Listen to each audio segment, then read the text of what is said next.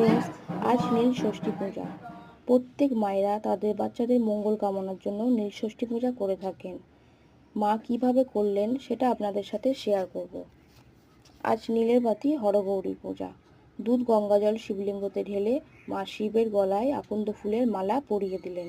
তারপর বিল্লপত্র বা বেলপাতা মহাদেবের মাথায় দিলেন। মহাদেবকে একটি ফল দিতে হয়, তাই বেলফল দান করলেন। আবার একটি ধুতুরা ফুল দিলেন। মহাদেবকে কলকে গাঁজা দিতে হয়, মা কলকে গাঁজা দিলেন, পইতে দিলেন। আর এক সাইডে মা কালীর সাথে বাবা ভোলেনাথ ছিলেন, মা আকন্দ ফুলের মালা পরিয়ে দিলেন। তারপর পুরো বারোয়ারি মন্দিরে ধূপ মোমবাতি জ্বালিয়ে অঞ্জলি দিয়ে চন্দ্রমিত খেয়ে মা নীলের পুজো সম্পন্ন করিলেন। আমার এই ভিডিওটি আপনাদের ভালো লেগে থাকলে